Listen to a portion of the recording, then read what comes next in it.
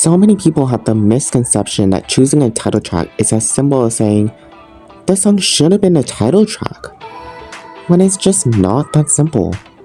A recent example is with Illit's recent comeback of Mamila Pinata Pie.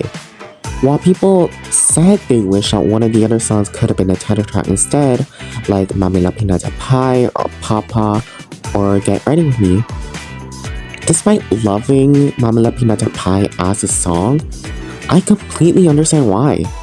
It just doesn't help with the group's identity.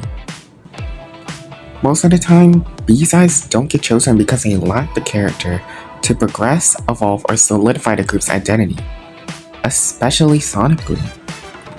An example of progression would be Triple S. They went from Girls Never Die to Are You Alive to Baby Flower. All very different concepts, but they're all very cohesive and have a good narrative to them. An example of evolving would be Illit. You can't stagnate a group's identity by continuing to release the same sound every single comeback.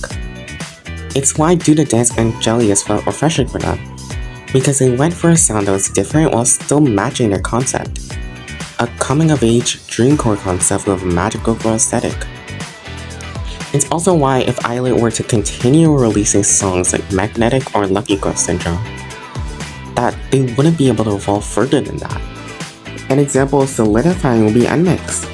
Despite it being hated during their debut, nmixx never gave up their mixed pop sound and instead chose to refine it further and further, so it was one with their identity.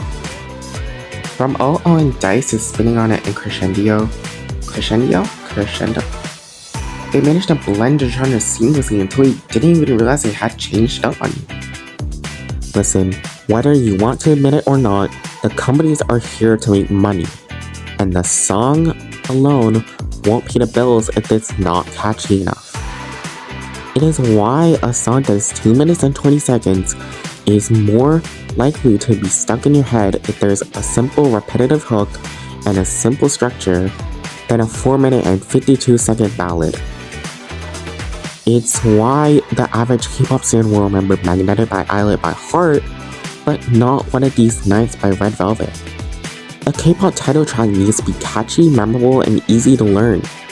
Obviously there are outliers, but most hits in K-pop tend to fall in these checkboxes. A song may be gorgeous, but if it's lacking, it's just not going to be chosen as a title track. It's Me, for example, just makes total sense for a title track.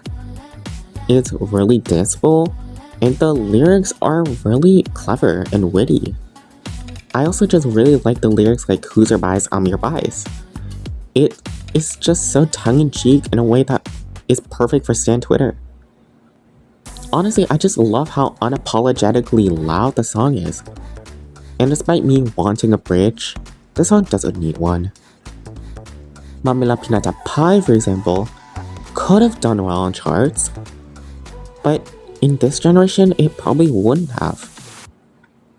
I do like the fade out though, and especially the bridge with the autotune effect. When making a good title track, you need to be memorable with a good song structure. Full verses, full choruses, a bridge, and also having good vocals. Not necessarily high notes, but just no talk singing. You can have one of the two, or you can have both. Having good song structure but lacking in vocals would probably be Feel the Pop by zerobaseone. Yeah, the structure's fine, but vocally it is lacking. You can have great vocals and great production, but if it lacks good structure like Hot by LE SSERAFIM, it will still feel lacking because it will feel empty.